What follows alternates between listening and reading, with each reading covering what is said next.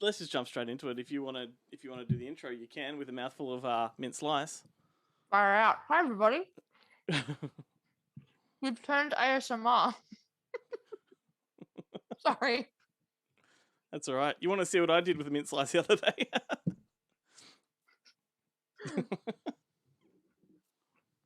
Okay, ready? Sure. Hi, everybody. It's Chloe here from Up Late with Glenn and Chloe. Our bonus content from the Good Movie Monday podcast, which airs on a Monday, which is in the name and you should go listen to. Where Glenn and I sit down and have a nice hot cuppa or cold cuppa or whatever we prefer, and have a chinwag about the week's movie news. Movie news. How are you doing this week, Chloe? You know me. Just living large, you know? How are you doing? I'm doing good. Hope everybody that's watching is doing good. And, yeah, me too.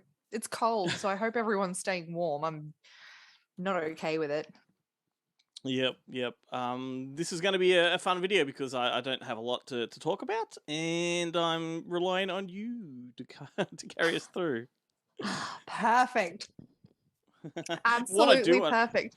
What I do want to tell people, though, is we do have a brand new competition over at Good Movie Monday. So if you go to the Good Movie Monday website, which is goodmoviemonday.com, we are giving away a really cool limited edition 4K release of An American Werewolf in London. It's a beautiful box, multiple discs. It's got all kinds of cool stuff in it. And that is thanks to a little business called Dead End DVD, who have donated that and will be donating something each month. But we have had an avalanche of entries, so it's really good that people are upon it.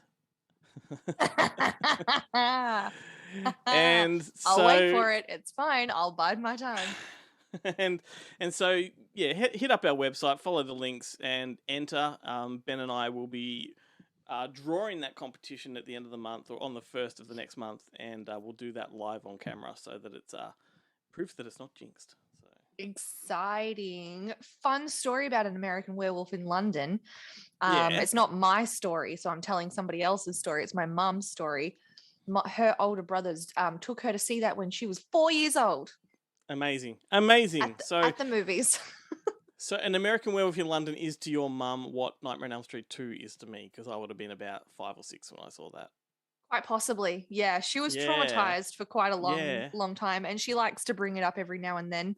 But yeah, I remember that vividly, and I've never actually seen it myself. So, because I mean, Nightmare on Elm Street 2 traumatized me into submission, like it is the birth of my love of horror. It obviously had a different effect on your mum, but geez, get onto it, Chloe. This is a movie you would actually like because it's very funny. Like, it is a comedy and a horror spliced perfectly down the middle, and it's just such a wonderful film. It's like perfect. Every beat is hit. It's just awesome. I reckon that would be super fun for mum to rewatch it and me to watch it for the first time and like document that. That would be interesting. Absolutely. Tell her to enter the competition. She might be able to. I will. I'm going to tell her right now.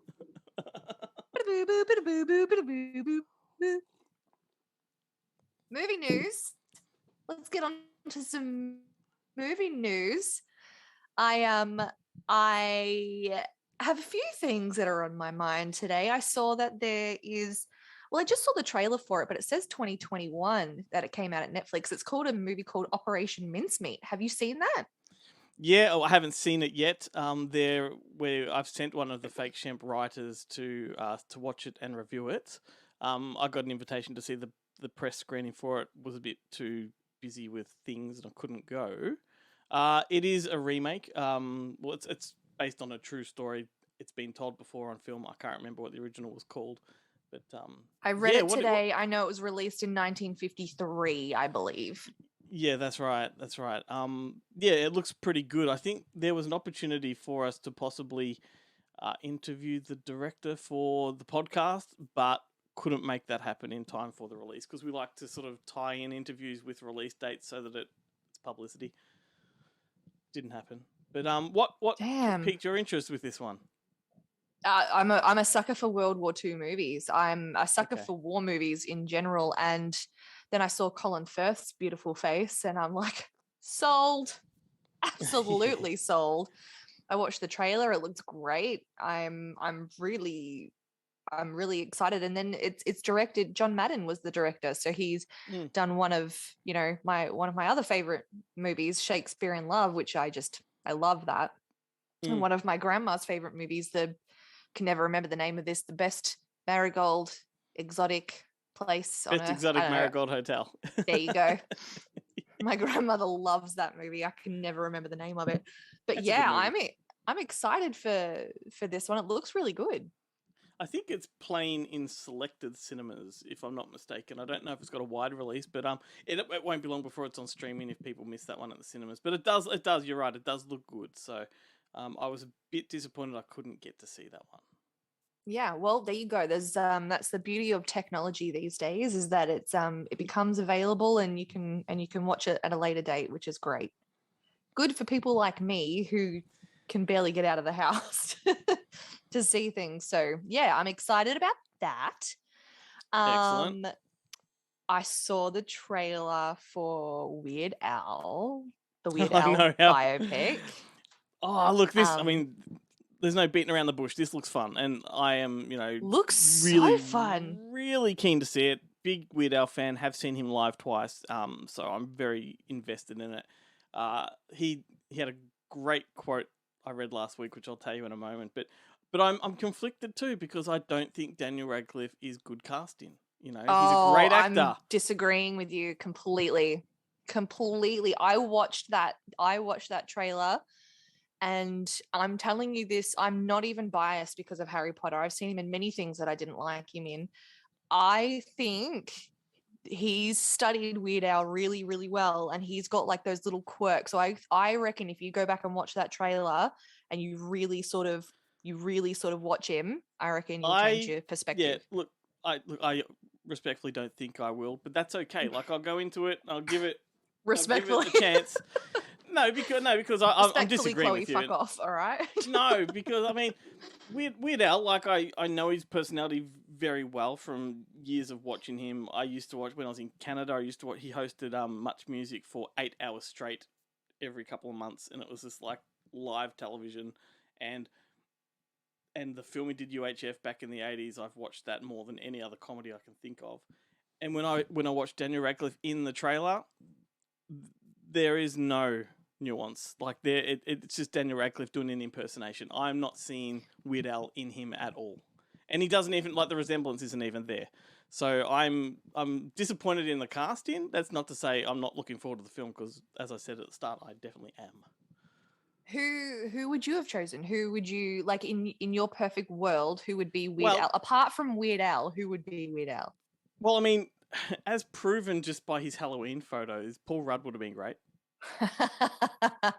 See, I I think looks wise maybe, but not. I like Paul Rudd is great. I don't think he's Yeah, that's just the first thing that came to my mind. I don't know. There would have to be plenty of people that would be able to tap into it. You've got the looks are as important as the personality. Like it is one of the like. There's no trade off for me. It's got to be both. You've got to have the looks and you've got to have the personality. Whatever. I mean, it's just it's pointless conversation we're having between the two of us because he might be great. We've just got a trailer to go off, and our yeah. opinions of Daniel Radcliffe, I guess. So Yeah, see, and like I said, I think he's great, and I think he's extremely talented. And in things that I've seen of him, I think he takes it really seriously, especially if he's doing a biopic. And yeah, you're right, it's just a trailer, so I mean, you're probably not getting the full perspective as well. But from my perspective, because I also am a Weird Al fan, probably not as intense as mm, you are, but I do love me some Weird Al. I saw the little quirks and the little ticks that you could see Weird yeah. Al has that Daniel Radcliffe has sort of caught onto and incorporated. So And here's the other thing that I'm very interested to know what they're doing with this film because Weird Al is a character, right? He's a mhm. guy that's a comedian that plays a character, and from the looks of it, Daniel Radcliffe is in that character mode, even behind the scenes, like when he's producing music and stuff like that. behind the scenes in the studio, Weird Al would just be Al. He wouldn't be Weird Al. He would be a serious producer taking his craft seriously. So I'm hoping that if they're going down down the road of Daniel Radcliffe being in that character the whole time, then the film would want to be almost parody, almost like a Spinal Tap kind of parody, right? Otherwise, which would make sense.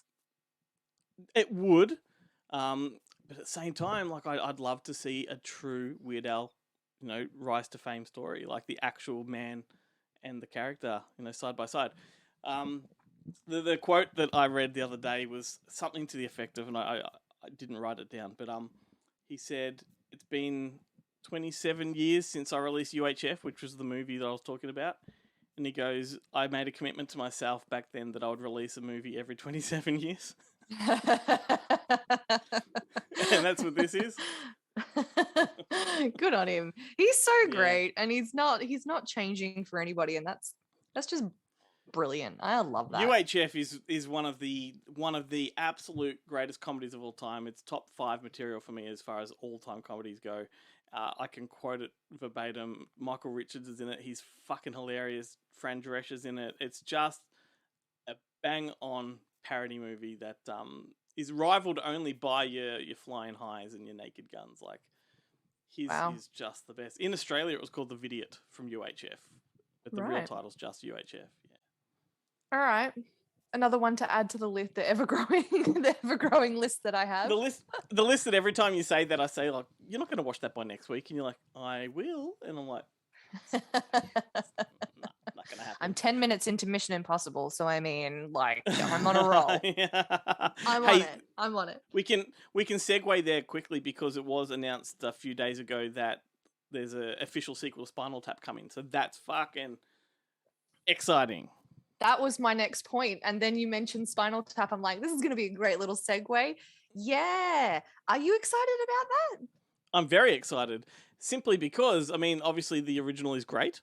But those 3 guys have proven they have never lost the magic because they've produced like 5 films since then of the same formula. You've had A Mighty Wind, you've had Waiting for Guffman, you've had Best in Show. For your consideration, and they're parody movies exactly like Spinal Tap, but just different bands or different characters. So they can tap into this world of ad-lib improvisation very, very easily. I like that Rob Reiner is back to direct it, or maybe produce it, one or the other. That's good. And if he doesn't direct it, Christopher Guest will, and that's even better. Yeah, so I don't think anyone has anything to worry about with this one. I just think it is going to be, gold. These guys still perform live as a band anyway. Before the sequel came along, they would perform live. It's just amazing. Yeah, look, and that was kind of the movie that introduced me to these types of movies as well. So it holds sort of like a special place for me, and it's been a minute since I've seen it, so it's a great sort of excuse to go and revisit that and watch it again, so that'll be exciting. But yeah, I wasn't quite sure how to feel because some like my stance on unnecessary sequels, but this doesn't it doesn't feel unnecessary. It kind of feels like it feels different. It feels like it really could be great. Well, the interesting thing that I find about this is the original film was about an aging metal band. Like, they were aging at the time, and that was the whole gist of it, right? They passed their prime, but they're still going. And now we're 40 years later, and they're still going. And in real life, they're still going. They're still, cashing those checks. So just brilliant. And I mean, each of them individually haven't stopped working. Harry Shearer still does all those voices on The Simpsons. Michael McKean's done Better Call Saul plus however many movies and whatnot. Christopher Guest has been directing all of these other ones. Like, they're still profound and prolific and on point. So yeah, I can't disagree with you on any of that. I can't disagree whatsoever. And I'm sure none of them would even consider returning to the well if it wasn't worthwhile. Yeah, exactly. And that's my other thought as well. They're such legends that if it was a piece of shit, they wouldn't even think about it. So yeah. And technically speaking, it's actually the second sequel because they did make a kind of a part 2 back in the early 90s. They released like a live video, which is also now DVD, but they released this live video of their concert, but every single song in the concert was interrupted by backstage footage of them, and it was played for the camera. And they released it as the return of Spinal Tap, like it was part 2. Yeah, So, right. in a way, this is part 3, but if it goes theatrical, then it's definitely just an official sequel to that original. And it excites me, probably slightly more than the Weird Al film, just because I've got confidence in this one.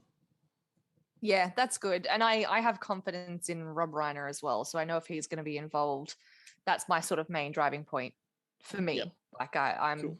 Rob Reiner focused. So yeah, how exciting. Yes, good one. Well, what else did you have there? I don't want to steal your next point.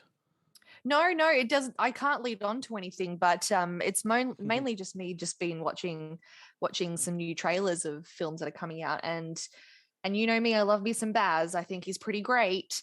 And Tom Hanks has never steered me wrong, but I mean, the trailer for Elvis did nothing for me. It did Tom Hanks nothing. Looks atrocious in this film, and yeah, it from just the trailer alone looks like one of his worst performances yet. Like, it does look like a really shit-ass performance. And I do have issues with Tom Hanks. Like, I like Tom Hanks. I love Tom Hanks, actually.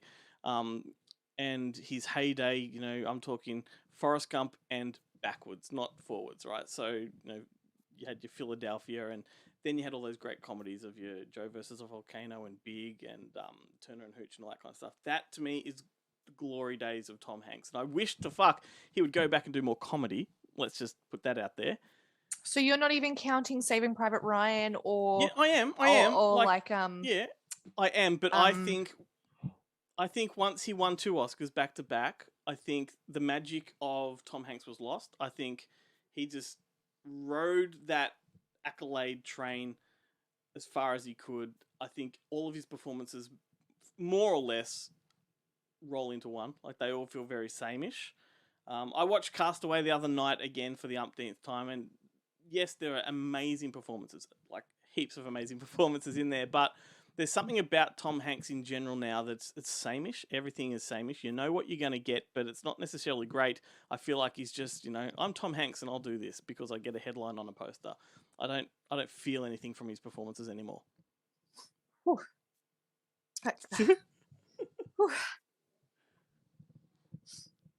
Ooh, we're friends, Glenn. We're friends. But yeah, no, we're disagreeing a lot. We're disagreeing a lot tonight. How fucked up would the world be if everybody agreed on everything? That's true. I, on the other hand, revere Tom Hanks, and if I was ever to be in the same room breathing the same air as Tom Hanks, I'd probably die right then and there because life couldn't get any better. Yeah, I am a big fan of his, and I think he's one of the people for me personally, when I do watch his performances, it doesn't feel same-ish. I do get where you're coming from though with his previous stuff like Big and all that kind of stuff, that when he was making his way up, he's just phenomenal no matter what. I felt like this is the thing, right? For those films, those early films, I felt like he was a dangerous performer. I thought he was unpredictable and he was really tenacious and daring, and I think you couldn't trust what he was doing because he was so going at it so hard but delivering every time. Like I can't find a bad performance of his back then. Like, even like I said, Joe versus a Volcano, which a lot of people hate, the performance wise, like, that's just phenomenal. Like he hasn't tapped back into that kind of thing yet. I wish he would go back and make more, another Turner and Hooch, not as in a sequel, but another movie like it, some light, fluffy stuff. Yeah. I wish he'd do that. It would be fun. Again, the light, fluffy stuff these days is very, very hit and miss depending on who your writers are and all that kind of stuff. I feel like you just can't remake those types of things anymore. Like, you just can't get back that sort of great 80s comedy magic. It's hard for me to articulate what I'm talking about, but I just wish he would go back to lighter films as opposed to going for stuff that's aiming for awards, stuff that's, dramatic box office gold, all that kind of stuff. Like, I'd rather him take a risk and do something that potentially might fail. I feel like when he did You've Got Mail and that tanked really bad, that was it for him. He's like, I'm not doing that shit again. Yeah.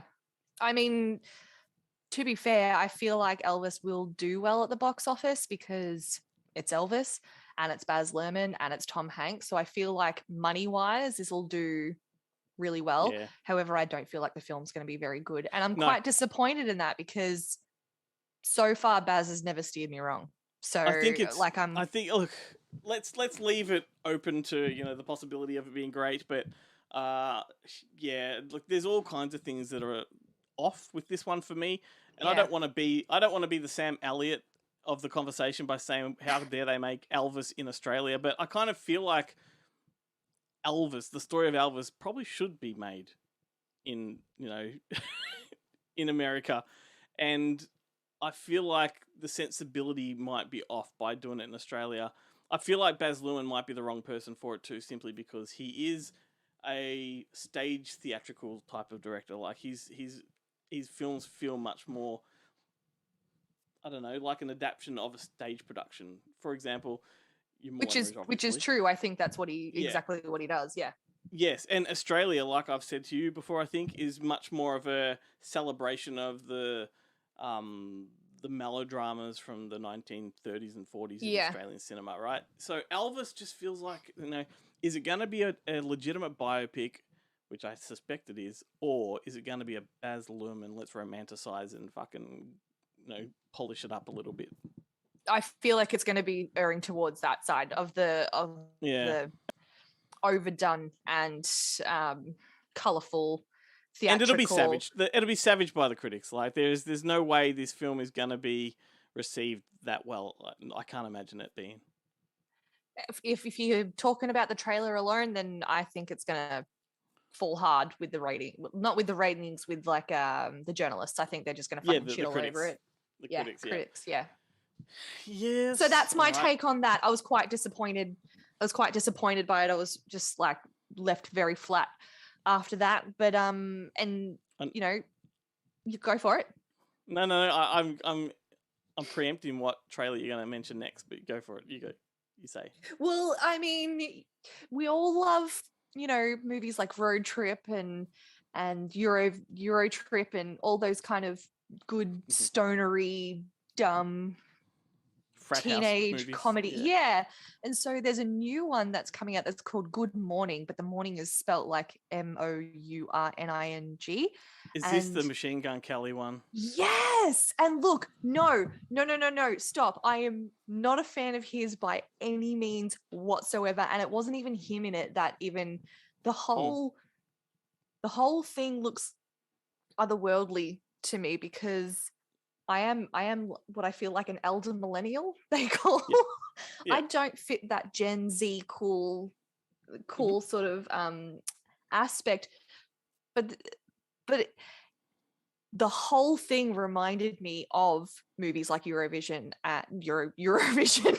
Euro Trip and Road Trip and all those Harold and Kumar, like all those types of movies. And that's what got me excited about this movie. Sure. I couldn't give a fuck if he's in it. He's just some tall, blonde, skinny dude that's in it. The actual movie looked fun. He directed it. No, are you fucking kidding? No. Yeah, totally. That's why Megan Fox is in there. If it's good, I'm gonna be impressed. Well, it's a formula movie, like you said. You mentioned all those other titles, and even like generations before us did these type of movies in their own way. So it's just another generation's take on something. I do find the sting of the comedy is getting less and less as the sort of incarnations of these things go on. I don't think they're as funny as they probably should be, just because you can't get away with the kind of shit that would take place on those kind of trips, I think movies can't be that way anymore. The comedy has changed a little bit as well, so that like the dialogue is a little bit different in the way. I feel like it. What am I trying to say? It is similar, but the way they come about it is different, and it's still funny. It's not as funny. Yeah, but it's still funny. Think, by being so PC with everything we do these days, like I said, the sting of the comedy's gone. You need to be a bit edgy and dangerous, and offensive to somebody. Somebody's offended by something at all times, no matter what you do and what you say. So you shouldn't be worried about how people are going to respond. And I think that's the problem. I'm offended by that these days. Yeah, good. And I feel like that's the problem, though. Like, you are allowed to be offended, and you can just move on to something else and not fucking jump online straight away and tell everybody how offended you are and make sure that nobody else possibly could watch this because or bring them down or try to cancel them because they don't agree with you. And that's what I have an issue with the comedies of now. Like, Yeah. whatever. It's a whole thing. It's a whole thing. And I do not like Machine Gun Kelly at all. So, yes, I'll give him the benefit of the doubt. Yes, he's made a film. He's done it. Got to give anybody credit that can make a film. It's not easy to do. How much of this is his film is another thing. Like, was his hand held the whole way and they've just put his name on it? That's another. Probably. Yeah, I've seen what this guy is like off camera and candid, and he doesn't look like he's got the intelligence to pull this off. It's a lot of work. It's a lot of work, and it's really hard to get off the ground. And I feel like there was a lot of hand holding there, but I mean, he managed to get his name to it. And look, if it comes off, if the kids as, like it, as that's a all that cool matters. Gen Z comedy, I'm happy for him. Good on him. Like, in all honesty, props to him. Here's one that's not gonna bode well for most people of our generation and probably anyone actually. Did you see the trailer for the new Father of the Bride? No. All right, so I'm not going to slag this one off because it is a remake, because the one that most people love with Steve Martin was a remake, right? So yeah, this is the third incarnation. So I've got nothing against that. They can remake this another 100 times; it wouldn't bother me. But this one, you're Andy Garcia in the lead as the father of the bride, and Gloria Estefan as the wife. They've changed the dynamic, so the mum and the dad are getting divorced, and they've got to pretend that everything's hunky-dory for the wedding, all that kind of stuff, but it brings in the whole Latino vibe, and it goes down the My Big Fat Greek Wedding kind of cultural thing, Sorry, I couldn't put a face to the name of Andy Garcia. I had to Google him. Go, keep that's going. All right. No, that's all right. Well, so this one is they're bringing the whole ethnic kind of thing to it, which is, in and of itself is not a problem, but I feel like that's been flogged to death already, and maybe it's time to just, just accept it. A comedy's a comedy. It doesn't have to have a message or preach anything, and I don't know. This one it's made for whatever streaming service. It looks made for television. It's probably gonna just tank. Who's the bride? Who's playing the bride? Did you say? I don't recall. I don't think she was a prominent. Oh, actress. Okay. All right. Yeah, newcomer, or she's someone that's in a popular TV show that I'm too old to appreciate. You're so old. All right, we've got about 3 minutes. Anything else you got there? That's pretty much flogged my dash points all up. Okay. I'm still mad that you never got that interview with John Madden, to be perfectly honest with you. But we'll revisit that on another day. Well, how about real quickly that they have greenlit the Dirty Dancing sequel? Yeah, there's already been a sequel. Well, that wasn't really a sequel. Like, it was called Havana Nights originally, and they just put Dirty Dancing in front of it. Right. Oh, I know. So this one, though, has Jennifer Grey returning as Baby. This one is going to be set in the 90s, I believe, because that's the time frame if you leap forward 30 years. I think she's going back to recapture or relive that time that she spent with Patrick Swayze. Kellerman's. So, yes, Kellerman's. She wants, and she's pushing this. Jennifer Grey is pushing this, right? It's been greenlit, but she's all over the press at the moment. She's been, I think, on The View or other talk shows pushing it. And she wants, this is hilarious, she wants Baby to have fallen for to have a toy boy. And she wants Harry Styles. It's creepy as fuck. Right? I mean, imagine if this was the other way around, right? And it was Talk an old about Patrick. The most overrated person in the public eye at the moment. No, but I mean, imagine if this was a middle-aged Patrick Swayze saying, "I think it'd be great if I go back and have a 19-year-old bimbo." I don't know. I don't care one way or the other because I'm not a huge Dirty Dancing fan like other people are. Perhaps I have slightly more appreciation for Havana Nights than most people simply because of I do like the Cuban side of it. I like I like films set in Cuba for some reason. So do I. After See? seeing Dirty Dancing, Havana Nights, I was convinced I was moving to Cuba because I needed to hang find on. me. Did you enjoy that movie? I will watch that movie till death. I watched it so many times. So you and I are the only people that like it. No, We do no, have. no. I know lots of other people who like that movie. Okay. Well, we have something in common there. Yeah, of course, absolutely. It's a. I like it because it is still its own entity.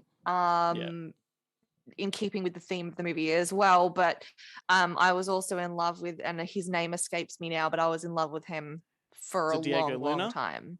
Diego Luna, yes. Oh my God, that was going to kill me. Diego Luna, Orlando Bloom were the loves of my life. Still are. He's amazing. And I was going to move to Cuba and find my own Diego. So I never did that though, obviously. But well, there's that new movie coming out that's called Brothers, that has Diego Luna, Orlando Bloom, and Justin Long. That's going to be amazing. Just kill me now. Just kill me. Wait, let me watch it and then kill me. Like, screw Tom Hanks. Screw That's him. right. You're gonna need to put a towel on your seat before that one. What's like a 69 but with 4? It's like a square. I'm gonna square dance my way to hell, man. I am. I think I'm a type. They all look very similar. I just realized something about myself there. Alrighty. I'll see you next week, Chloe. Later. Square Jesus. dance. Fucking hell.